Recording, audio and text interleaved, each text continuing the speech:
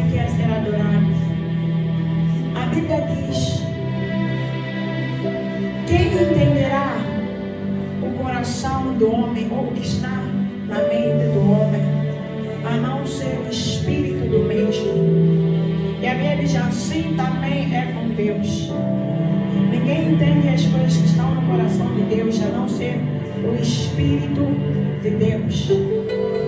Mas o Escritor depois vem dizer que nós temos o Espírito de Deus. Então esse Espírito de Deus pode nos ajudar a adorar. Quando estás cansado de procurar, deixa com que Deus te procure por meio de uma adoração em espírito e em verdade. Eu sei que estão acostumados a vir aqui todo domingo. Eu sei que estão acostumados a vir aqui todo domingo. Mas que esse domingo não seja só mais um domingo. Irmãos, quando o rei ele entra, o povo ele se prostra.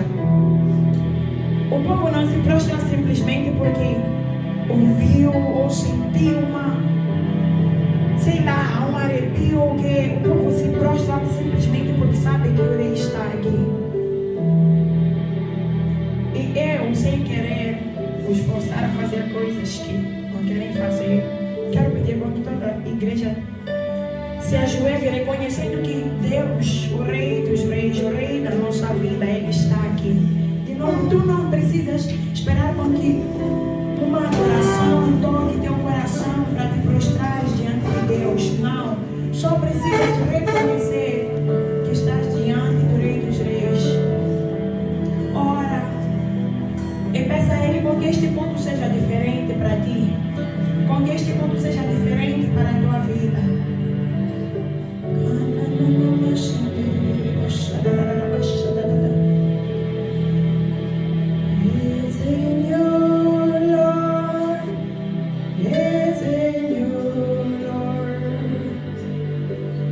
Lord.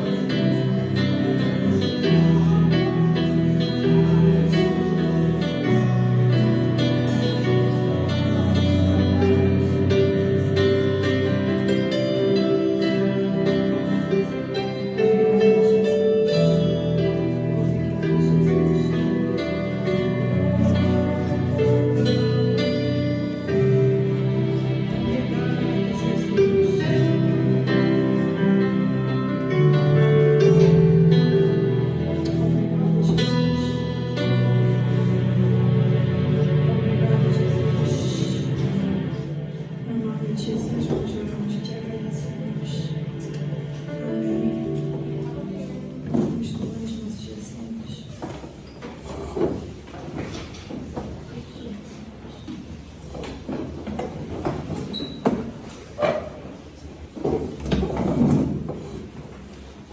Amém. Amém.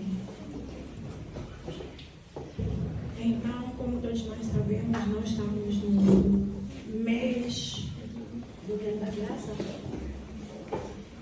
no mês da fé, né? E nós temos falado de fé para obras maiores, fizemos de introdução à fé, falamos da fé para vencer. Entendemos que a fé é a base para obter aquilo que nós esperamos. Amém? Amém. E nós sabemos que a Escritura em Hebreus capítulo 11, versículo 1 diz que ora, a fé é o firme fundamento das coisas que se esperam e a prova das coisas que se não veem. Ora, a fé é o firme fundamento das coisas que se esperam e a prova das coisas que se não veem. Irmãos, um dos exemplos que eu usei aqui é como se tu tivesse ido aqui assim e pedisses uma comida e depois tem um recibo ou tem uma foto que vocês tiram e o que acontece é que depois tu vais para a caixa de atendimento e tu dizes: vim levar a minha comida, vim levar a minha comida. E o atendente te diz: mas eu não me lembro da tua cara. Tu não compraste. Irmão, tudo o que tu precisas é de tirar o teu recibo. Vocês já perceberam que quando tem o recibo, não importa se eu paguei, qualquer outra pessoa pode ir buscar desde que tenha um recibo.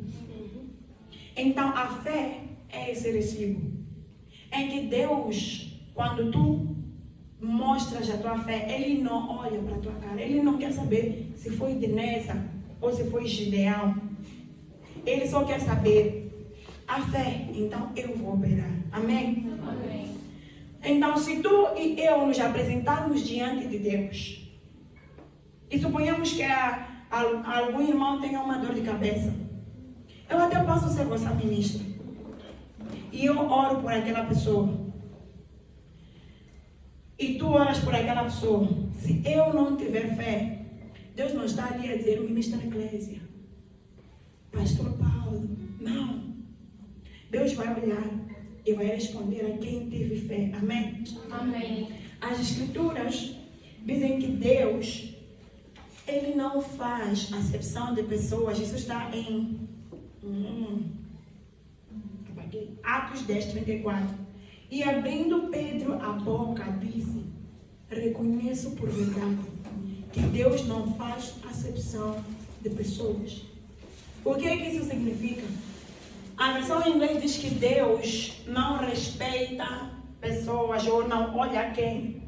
Então, se chegar um apóstolo e depois chegar o irmão mais atrasado do culto, não estou a jantar, é escrito na cerimônia. Amém? Amém. Se chegar um apóstolo e chegar o irmão mais atrasado do culto, Deus não conhece apóstolo, irmão mais atrasado do culto. Ele há de ver quem tem fé.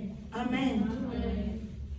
Por isso é que, às vezes, tu pode chegar desde o primeiro minuto do culto, mas Deus opera de forma diferente e não só que chegou depois. Deus não faz acepção de pessoas, mas Deus responde a uma coisa: fé. E essa fé é esse teu recibo quando vais comprar aquele recibo. E se eu entregar o recibo à irmã Maria e ela for, vão lhe entregar. Se eu entregar o recibo à irmã Luísa e ela for, vão lhe entregar. Então já não é sobre tua cara, é tens o recibo. Tens o recibo. Então o recibo é a fé. Amém? Amém. Então quando nós nos chegamos a Deus, o nosso recibo é a fé. E embora a fé seja uma palavra, a fé, irmãos, existe fé para todas as coisas. Não estou a dizer que existem muitas fés, Mas o fato de tu leres e creres que tens fé para Deus te curar, não significa que essa mesma fé vai te fazer passar nos teus estudos. Porque a Bíblia diz que a fé vem pelo ouvir, o ouvir da palavra de Deus. Então, quando tu ouves que Deus cura, e ouves, embora seja uma fé, tu vais crer que Deus cura. Mas pode não crer que Deus provê. Então, o fato de teres fé para crer que Deus cura, não significa que vais ter fé para crer que Deus provê. Não significa que vais ter fé para crer que vais graduar. E é por isso que nós dizemos, leia a palavra de Deus. Já tens fé para a cura, glória a Deus. Já tens fé que te faz crer que vais graduar, glória a Deus. Continua. Amém? Amém. Irmãos, o tema de hoje é o milagre da hora 11. E para mim esse tema é muito interessante, porque Deus já vem falando comigo sobre esse tema. É muito interessante porque a hora 11, irmãos, quando nós fazemos o estudo, eu me dei o tempo de fazer o estudo das divisões dessas horas, nós entendemos que a hora 11 é o final do expediente. Não, agora que vocês trabalham 12 horas de tempo, 24 horas de tempo, há muito tempo, quando vocês eram normais, o expediente fechava por aí 17, 18, amém? Amém. Então, a hora 11, irmãos, nós temos a hora sexta, que é das 12 até as 13. Temos a hora nona, que foi a hora, acho que Jesus morreu, que é das 15 às 16. E temos a hora 11, que é das 17 às 18. E essa hora simbolizava que o expediente já fechou. Então, irmãos, imaginem que tem esses trabalhos de estroika para os homens, ou tem esse trabalho de lavar a louça para as mulheres. E dizem que querem alguém das 8 às 18, esses são os horários doentinhos, das 8 às 18. E tu apareces às 17h45. Ou ao invés de até de apareceres, tu estás à procura de dinheiro naquele dia. Saíste para eu tenho que apanhar um emprego. E saíste de manhã, talvez acordaste às 5. Eu tenho que apanhar um emprego hoje. Um desses rápidos, um desses que bastaram me pegar e me contrataram. E passas daquelas troicas, talvez passas por perto de restaurantes para ver se te chamam. E primeira hora não te chamam. Segunda hora não te chamam. Terceira hora não te chamam. Quarta hora não te chamam. Já tem irmãos a trabalhar. Talvez só ficaram 10 pratos. Talvez só falta mandar 10 blocos. E o chefe vem e diz, vem comigo. Faltam 15 minutos, mas eu quero que venhas comigo. Eu vou te pagar. E naquele momento tu já nem vais querer discutir nenhum salário. Só vai dizer, ok. E talvez vai dizer, vou fechar a boca, talvez por sorte vai me dar algo digno para poder comprar um shawarma. E tu vais. Talvez chegaste às 17h45 e o expediente termina às 18. E quando termina o expediente, a pessoa que chegou às 8, a pessoa que chegou às 12 e tu que chegaste às 17h45 recebem o mesmo salário. É justo? Não é. Mas Deus é misericordioso com quem Ele quer ser misericordioso. O dinheiro é meu. Tu concordaste comigo, 2.000 rublos. Então, se eu dou a Gibeão 2.000 rublos, não te faz perder os teus 2.000 rublos. Te faz? Não. É meu. Então, quer sabes, quer não. Mesmo se eu não lhe pagar, eu não vou te aumentar. Porque é meu. Então, nós servimos a um Deus que, enquanto as coisas estão acontecendo na vida das pessoas, esse ano aqui, só uma pessoa casou, uma pessoa comprou carro, uma pessoa ficou grávida, uma pessoa ganhou emprego, Depois, às vezes, de Deus, eu ainda estou a orar, dá-me hoje pão de cada dia. Mas Deus, irmãos, uma coisa interessante sobre essa palavra é que nós estamos no 11º mês do ano. E muitas coisas já aconteceram. Eu tenho muita preguiça, não faço planos. Mas vocês encheram vossos cadernos. Se mentiram, não se mentiram, estavam na fé. Encheram vossos cadernos. Eu esse ano vou comprar um novo computador. Eu esse ano vou mandar dinheiro para minha mãe. Eu esse ano vou oferecer roupa de Natal para toda a minha família. Alguns fizeram esses planos. Eu esse ano, cada mês, irmã Clésia, vou me levar, vou me mimar. Deus disse, ok. Vou passear. Eu esse ano, mesmo o meu armário vai mudar. Castanho, não castanho. Preto com preto, gente, vou ter dinheiro. Eu este ano vou voltar para casa. Essa irmã, esse ano vou voltar para casa. Disse, espera também. Então fizemos planos e planos e planos. E estamos... Deus, o ano já terminou. Terminou para ti, no teu calendário. Mas não para Deus, amém? Amém. E essa ilustração que eu estava a dar, ela se encontra na Bíblia, irmãos. Ela está no livro de Mateus, no seu capítulo 20, dos versículos 1 a 15. Mas nós vamos ler versículo 1 a 9. Eu quero que um corajoso com voz alta leia versículo por versículo e eu vou explicar. Mateus 20. Levanta, irmã de mesa, hoje vamos pregar juntas. Um minuto. Irmã de mesa, levanta, lê de 1 a 4. Mas lê 1 para. Lê 2 para. Me deixa falar 3 para. Depois, irmã Cícia. Amém? Amém. Então, versículo 1. Senhor, no livro de Mateus 20, a parábola dos trabalhadores na vinha. Capítulo 1, certo? Versículo 1. Pois o reino dos céus é como um proprietário que saiu de manhã cedo para contratar trabalhadores para a sua vinha. Amém. Muda essa versão para ARC.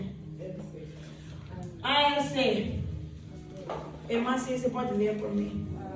Porque o reino dos céus é semelhante a um homem, pai de família, que saiu de madrugada e assimilaria trabalhadores, assalariar trabalhadores para a sua vinha. Amém.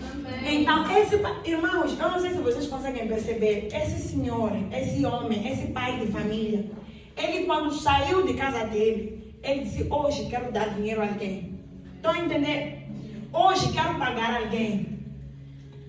Então, se ele voltasse com dinheiro, é porque ele não queria dar dinheiro a alguém? Não. Se ele voltasse com a sua recompensa, é porque ele não queria recompensar alguém? Não. Ele, quando saiu de casa, a Bíblia não diz que ele foi à procura de trabalhadores. A Bíblia diz que ele queria assalariar. Ele disse, hoje eu estou a sair para abençoar. Hoje eu estou a sair para recompensar. Foi com essa intenção que o pai de família saiu de casa. Versículo 2, irmã Dinese. Encontrou? Versículo 2. Assim diz a palavra do Senhor. Ajustou com os trabalhadores o salário de um denário por dia e mandou-os para a sua vinha. Amém. Então, irmãos, nós vemos que o pai de família ajustou o salário e disse, eu vou vos pagar isso, eu vou vos pagar aquilo. Então, ele até já combinou o pagamento. Ele combinou o pagamento com os trabalhadores. Isso me faz entender que é como se Deus estivesse a nos dizer, eu quero que colham frutos. Eu quero vos pagar. Mas antes da colheita vem a plantação. Amém?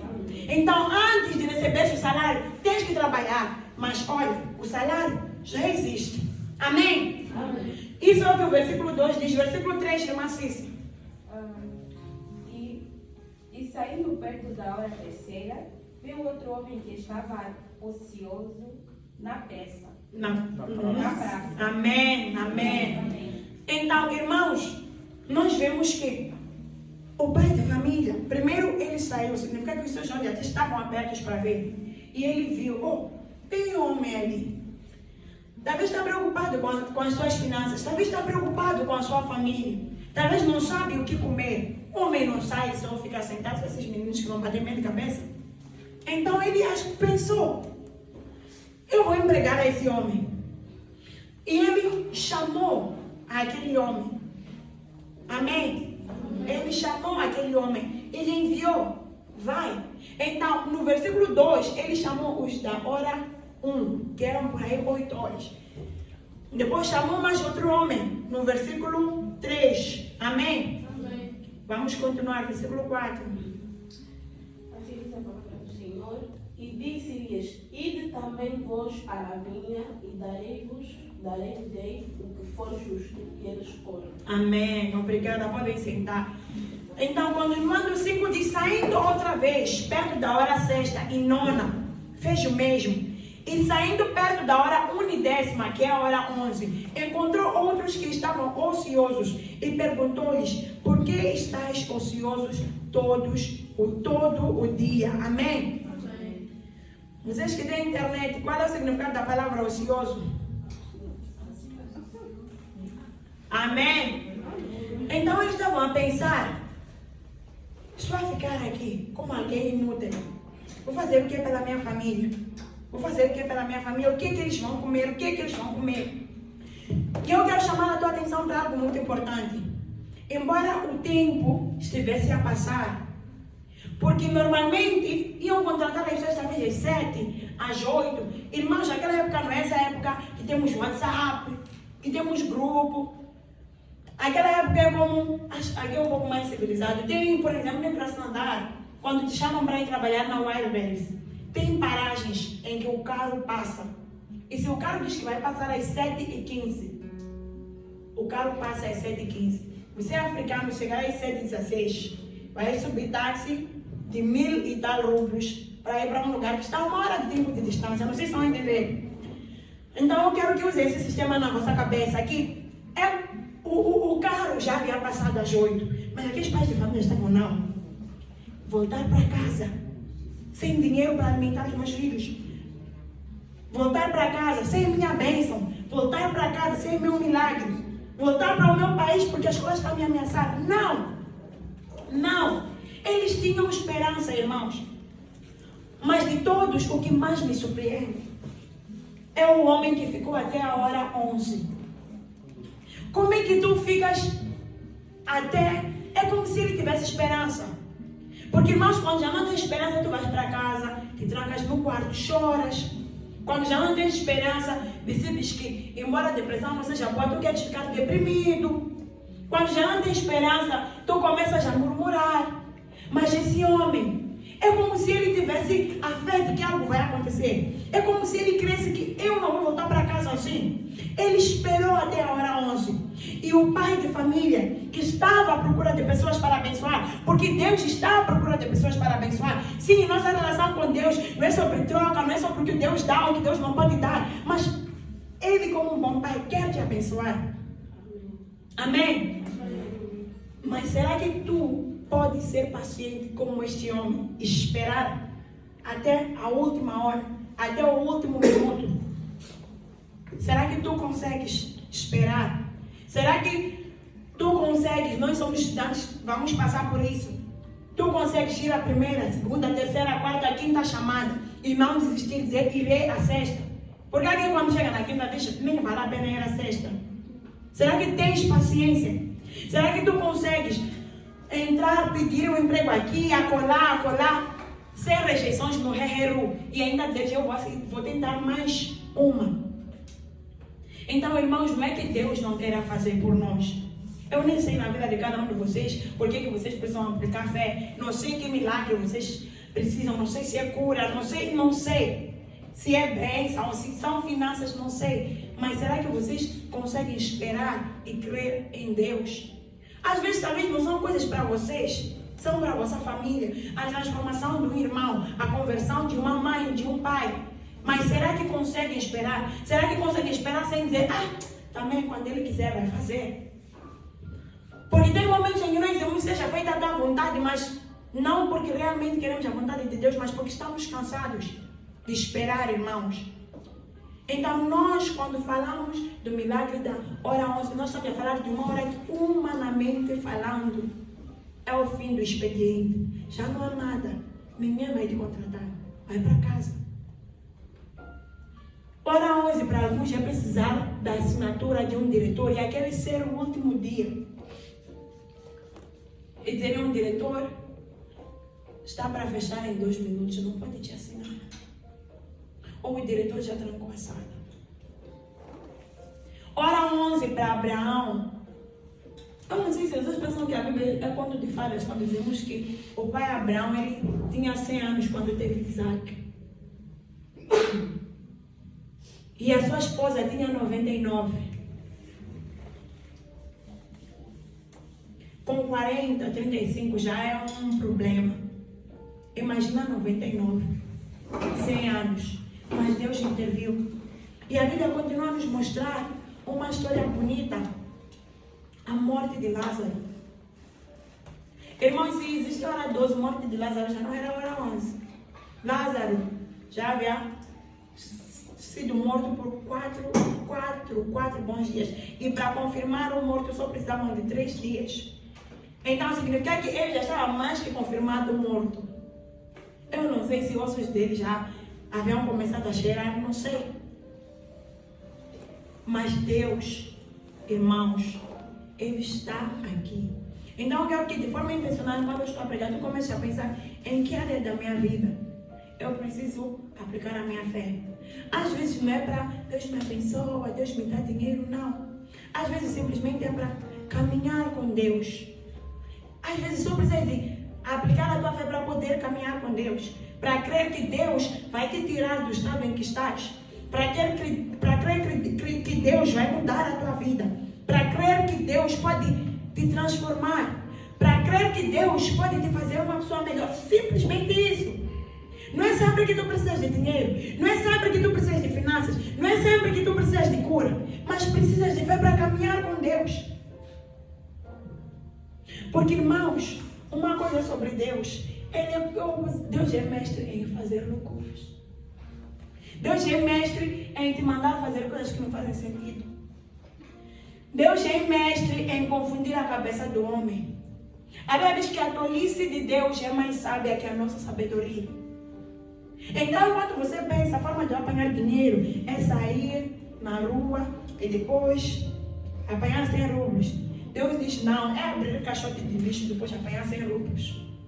Caixote de lixo. Mas é para Ele te mostrar que soberano é Ele e não tu. Para caminhar com Deus, para saber qual é o próximo passo a dar. É preciso fé. Por que é preciso fé? Porque nem todos têm sempre o privilégio de ter sonhos e visões. Oh, minha filha, vai para Moscou. Não. Às vezes é só acordar e dizer, ok, eu quero crer em Deus. Que agora que estou indo para Moscou, estou aí para Moscou. Deus, estou aí. E se não for Ele vai sempre arranjar uma forma de te devolver. Mas para caminhar com Deus, para estudar, precisamos desta fé, amém? Eu lembro que no primeiro dia do primeiro ano de licenciatura, eu fui para a aula de história. É a pior aula com a qual podes começar os estudos. A professora, privet, 1h30 depois da cidade. Eu saí, tirei só 2 lágrimas, porque sou muito emocionada. Mas depois eu parei e disse, não. Eu vi meus conterrâneos a graduarem. Eu vi pessoas que, como eu, nasceram num país que fala português. Por causa das nossas irmãs, um país que fala espanhol. E graduaram. Por que eu não vou graduar? Eu vou graduar. Eu vou graduar significa que não terei dificuldade ao longo do caminho? Terei. Mas eu vou graduar. E eu, graças a Deus, graduei. Amém? Amém. Então tu tens que ter fé o suficiente de que o Deus que me trouxe aqui não me trouxe aqui para me envergonhar. O Deus que me trouxe aqui não me trouxe aqui para fazer com que os homens se riam de mim. E mesmo se rirem, porque Ele tem um plano, mas Deus, irmãos, Ele tem planos tão maravilhosos para a tua vida, mas será que a tua fé tem a capacidade de carregar? Sabe, uma coisa é tua boca dizer, sim, eu carrego, mas Deus não vai perguntar à tua boca, Deus vai perguntar, fé, tens força? E por mais que a minha boca diga sim e a minha fé diga não, Deus vai escutar a minha fé, amém? Então até que eu cresça na medida da fé que Deus quer, as coisas podem não acontecer, amém? Irmãos, eu ouvi uma coisa nessa escritura, posicionamento. As pessoas que foram encontradas na primeira hora é como se estivessem bem posicionadas. Mas pela graça de Deus, Deus vai nos colocar onde a vossa ajuda vai te encontrar. Amém? Amém. Para ti pode significar um professor faltar a aula e vir um outro. Para ti pode significar um manager mudar para outro QFC e vir um outro. Para ti, irmão, pode significar atrasar um autocarro para depois encontrar alguém na rua que tu vais mudar a vida dessa pessoa e essa pessoa vai mudar a tua vida. Amém? Amém. Então eu quero que vocês creiam no Deus da hora 11, irmãos. Que os planos que vocês escreveram, se verdadeiramente forem de acordo com a vontade de Deus, eles vão acontecer. Amém? Amém. Amém. Amém. Então eu quero que nós passemos para alguns testemunhos bíblicos que vão incitar a nossa fé. Então qualquer situação, podem abrir Mateus 21:9. Qualquer situação que pareça estar morta ou que pareça que a resposta está a ser tardia, nós ainda temos o milagre da hora 11. Mateus 21:11 diz o seguinte: e aconteceu pouco depois, ir ele à cidade chamada Naim, e com ele iam muitos dos seus discípulos e uma grande multidão. E quando chegou perto da porta da cidade, eis que levavam um defunto. Amém? Amém. Um defunto. Uma situação morta. É Mateus 20 mesmo, não? Ou não? Não. Será que é Lucas? Ei, Lucas 7. Lucas 7. Amém, amém. Lucas 7, 11 a 17. Igreja, nós estamos a falar nada. Uau! Lucas 7, 11 a 17. Amém? E chegando, e vendo ao Senhor, e aconteceu, Lucas 7, 11 a 17. E aconteceu pouco depois, ir ele à cidade chamada Naim, e com ele iam muitos dos seus discípulos, e uma grande multidão. E quando chegou perto da porta da cidade, eis que levavam um defunto, filho único de sua mãe, que era viúva, e com ela ia uma grande multidão da cidade. E vendo-a, o Senhor moveu-se de íntima compaixão. Irmãos, Deus, Ele se compadece de vocês. Deus, quando tiver a sofrer, ativa a fé. Eu quero te ajudar, mas ativa a fé. Ativa a fé. Amém? Às vezes que era um defunto, era morto. Qual é a situação que está morta na tua vida? É tua vida espiritual?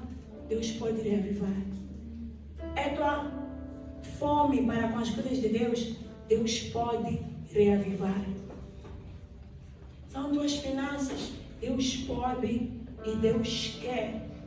Digam, Deus pode, Deus pode, e Deus quer. e Deus quer. Mas será que vocês verdadeiramente querem? Então, irmãos, Deus só quer a nossa fé. Amém? Amém. A nossa fé. Essa viúva, ela pensava: este é o último momento que eu vou ver o meu filho. Eu vou lhe enterrar e já não há mais nada dele. Mas Deus, Ele quer reavivar aquela situação na tua vida. Amém? Amém. O segundo exemplo que eu vou dar de forma breve. Lucas 23, 40 a 43.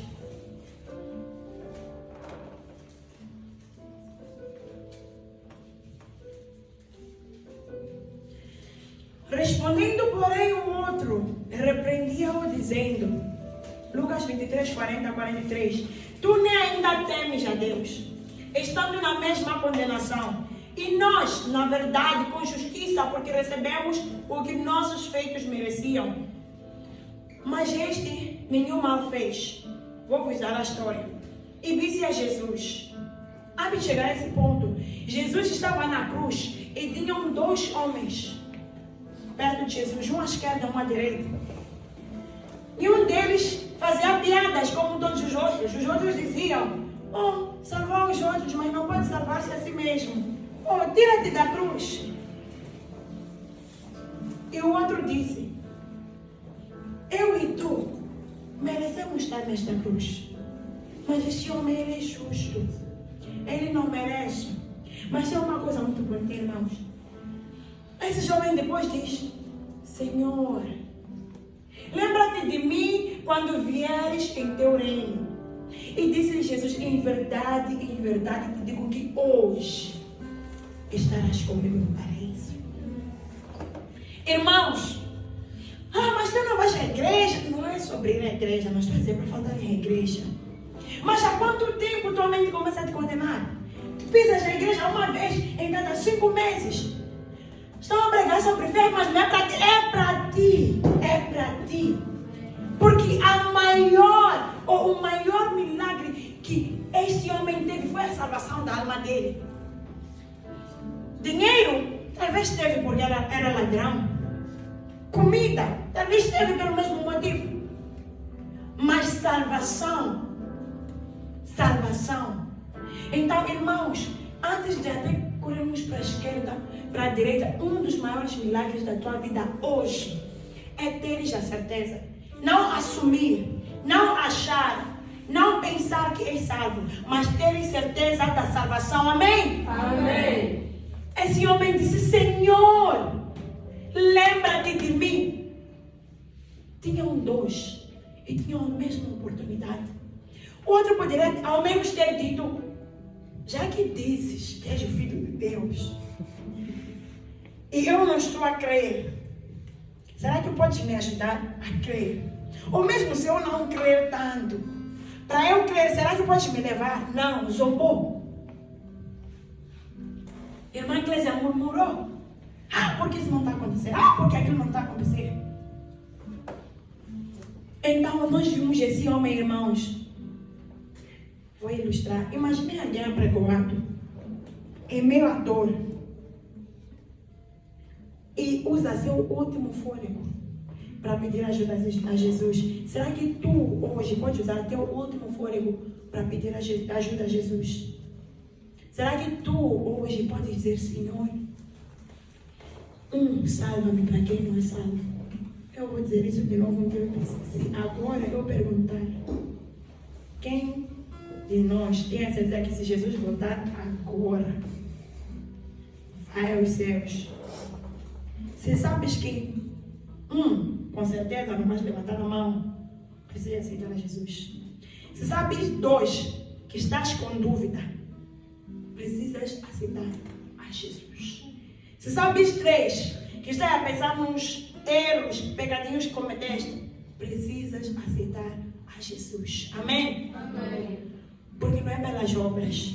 Não é porque ontem foste um pouco mais santo, hoje acordaste ainda na santidade. Não. É uma certeza que ninguém te tira. É uma certeza que depois de estar furioso e dizerem: vais aos céus, você vou. Amém? Amém. Então quero focar de novo. Sim, nós temos o Deus da hora 11 que saiu para vos abençoar, para vos galardoar.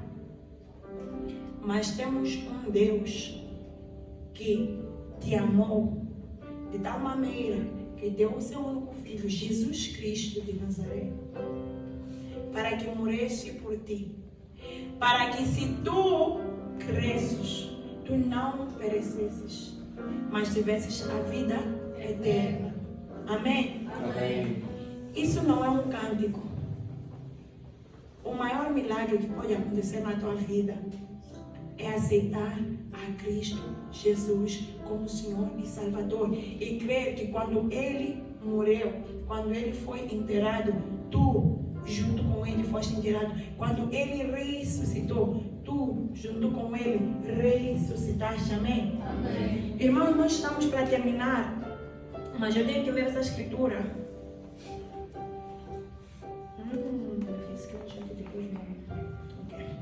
Amém? Amém. Então, irmãos, entreguem vossa vida a Cristo. Se vocês estão com dúvida da vossa salvação, entreguem vossa vida a Cristo. Não é, eu não mereço mais a salvação do que tu.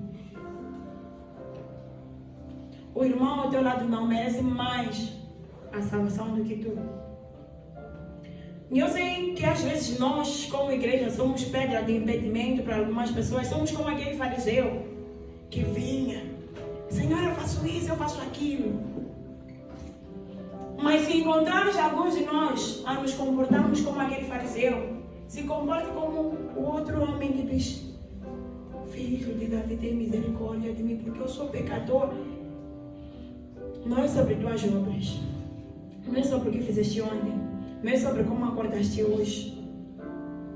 Deixa com que o milagre da hora 11 aconteça e reafirme teus votos com Jesus Cristo. Amém? Amém.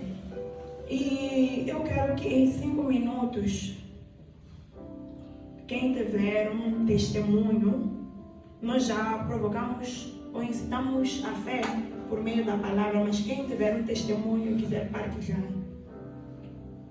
levanta a mão em 3 segundos. Se tem certeza que tem um testemunho e quer partilhar. Amém. Gostaria já, assim, agradecer a Alicia pela oportunidade que deu. E o que eu vou partilhar com a igreja é algo que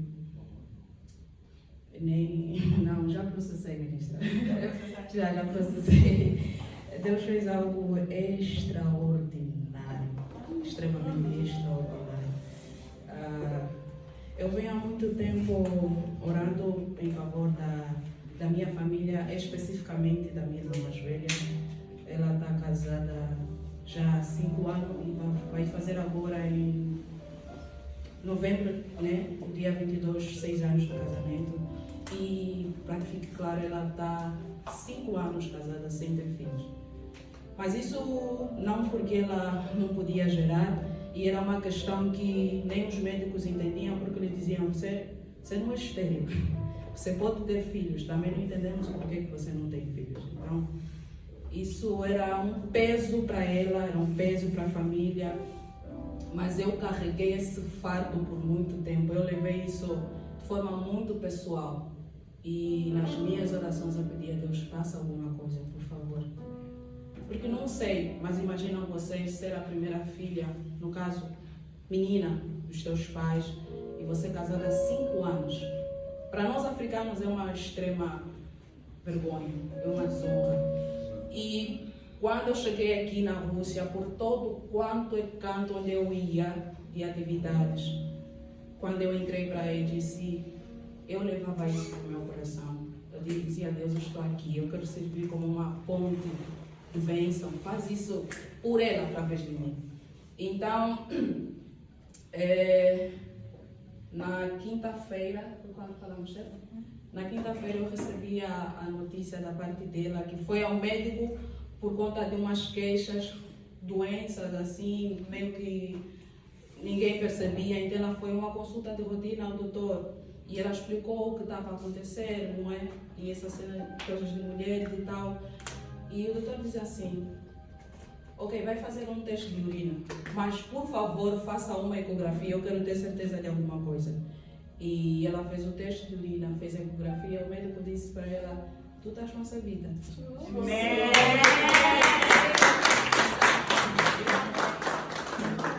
Ela não sabia se chorava, ela não teve reação, ela não conseguia processar o que ela ouviu. Foram 5 anos, irmãos, foram 5 anos. Foram 5 anos. E até agora, ela diz assim: eu não estou processando até agora. Então eu sou muito grata a Deus por essa bênção, sou muito grata a Deus por esse milagre. Eu falo, esse é um milagre que Deus fez na minha vida. E gostaria de citar você, irmãos: creia em Deus, mesmo quando você não vê absolutamente nada. Acredita. Amém? Deus te abençoe. Então, irmãos, nós estamos chegando ao fim da nossa pregação, mas eu espero que esse testemunho venha te encorajado, venha aumentado a tua fé. O período dela atrasou, mas olha que ela já talvez pensou que fosse um problema, que fosse uma doença menos gravidez, porque era tanto tempo de espera. E eu sou uma das pessoas que testemunhou, a irmã Estefânia mesmo, todo o sítio, ponto de oração, minha irmã, ponto de oração, minha irmã. Mas louvado seja Deus, que Deus guarde até o tempo em que essa bênção vai sair, amém? Amém. Então, irmãos, para terminar, o que é que nós devemos fazer? Assim como os homens no livro de Mateus, capítulo 20, permaneceram até a última hora. Permanece. Mesmo quando estiveres na corda bamba, permanece. Não desista, permanece. Por que estás a permanecer? Estás a permanecer com base e confiança na palavra e na fidelidade de Deus, amém? A Bíblia diz que de sorte que a fé vem pelo ouvir a palavra de Deus. Então, quando permaneces, ouve a palavra de Deus. Como esperar? Seja ciente de que agora, o agora de Deus pode não ser o nosso agora. E que embora Deus deseje nos galardoar, Ele tem seu tempo perfeito. A Bíblia diz, mas amados, não ignoreis uma coisa, que um dia para o Senhor é como 1000 anos, e 1000 anos como um dia. Eu queria ir para casa no verão. E eu sei que essas coisas aqui, basta aplicar um pouco de fé, Deus faz. Mas dessa vez Deus disse, não vou fazer. Eu comecei a dizer, hoje à noite vou ficar deprimida. Comecei a me trancar no quarto. Nas férias quase nem saí muito, só viajei, mas do meu quarto. Porque eu dizia, eu estou com saudades da minha mãe, eu estou com saudades da minha mãe. Eu queria viajar no meu tempo. Apliquei fé. E eu sei a fé que eu apliquei, porque eu já via funcionar, mas dessa vez não estava a funcionar. E eu lembro que no final das férias, quando chegamos em setembro, o pastor Paulo disse, Clésia, lembro que queria girar o casamento da ministra de Soda, mas já viste o que Deus fez no Monte Sião, enquanto estavas aqui? Então eu percebi que Deus tinha algo que Ele queria que eu fizesse. Ele queria que naquela época em que a ministra não estivesse, eu servisse. Poderiam levantar qualquer outra pessoa, desenhar estratégias, tem tradutor, vão mandar um ministro que fala inglês. Deus disse, que ministro você vai ficar? E depois tive que entender. E não é porque não sabia, porque sabe uma coisa sobre Deus. Ele às vezes te mostra que é que onde você vai falhar, mas tu continuas a ser teimoso. Eu sabia que Deus não me deixaria ir, mas eu disse, minha fé fala mais alto que tua voz. Deus disse, ok, vamos ver. Irei para casa, irei quando? No tempo de Deus. E agora tenho tanta certeza que irei no tempo dele e sei qual é o tempo dele. Então, irmãos, eu quero que vocês apliquem vossa fé, mas sabendo que Deus tem o tempo dele. Embora vocês o tenham por tardio, Deus não atrasa. Ele chega no momento perfeito. Se vocês pararem por 1 minuto, para pensar nas coisas em que vocês pensavam que Deus já havia atrasado, mas quando Ele chegou, vocês ficaram tipo, uau, que hora perfeita. Creia que Deus está a operar em ti enquanto prepara um milagre. Às vezes o milagre é tão grande, mas tu não tens a capacidade de carregá-lo. Então Deus está a trabalhar contigo. Amém? Reconheça que Deus é capaz de fazer infinitamente mais do que você pode imaginar. Pode te levantar. A Bíblia diz em Efésios 3:20, ora aquele que é poderoso para fazer tudo, muito mais abundantemente, além daquilo que pedimos ou pensamos, segundo o poder que nos opera. Então, irmãos, Deus pode e Deus quer. Mas de novo eu repito, eu quero que o maior milagre que vai acontecer na tua vida hoje é que vais ter a certeza de que tua vida está em Cristo. Amém? Então nós vamos repetir essa oração. Eu vou orar e vocês vão repetir. Se eu disser venham para frente, então vamos orar. Porque a Bíblia diz que se com o coração creres e com a boca confessares, que o quê? Que o quê? Sabe que Jesus Cristo é o Senhor Salvador, que Jesus Cristo é o Filho de Deus. Se com tua boca hoje, irmão, creres e confessares, então nós vamos confessar a Cristo Jesus que Ele é Filho de Deus. Nós vamos confessar que Ele é o Salvador da nossa vida. Nós vamos confessar que estamos cansados de tentar viver a vida de forma independente, longe dele. Repitam comigo, Senhor Jesus, Senhor Jesus. Entrei na tua casa. Entrei na tua casa. Ouvi a tua palavra. Ouvi a tua palavra. E tomo a decisão de te aceitar. Se fizeres essa oração no teu coração, quero que saibas que não aceitaste a Cristo. Se com a tua boca, crês com o coração e confessas com a boca, como meu Senhor, e meu Salvador, entrego todos os meus pecados, e peço perdão. Escreva o meu nome no livro da vida, e batiza-me com a pessoa do Espírito Santo. Renova os meus caminhos, e faça-me entender a minha identidade em Cristo. No nome santo e no sangue de Jesus. Amém. Então, irmãos, eu quero que nós demos graças a Deus por este momento, por esta palavra. Vamos dizer: Pai, muito obrigada por ministrar aos nossos corações. E eu quero que lá no fundo do teu coração penses numa coisa que tens esperado de Deus. Talvez pediste no primeiro domingo que falamos de fé. Talvez pediste no segundo domingo que falamos de fé. Mas hoje, irmão, peça mais uma vez. Pai, obrigada pelos meus irmãos, obrigada pela salvação dos meus irmãos, obrigada pela tua graça em nossas vidas, obrigada pelas suas petições, obrigada. Alguns têm irmãos doentes, alguns têm problemas de saúde, alguns têm problemas com seus estudos, com os seus documentos, com as suas finanças. Mas nós dizemos obrigado.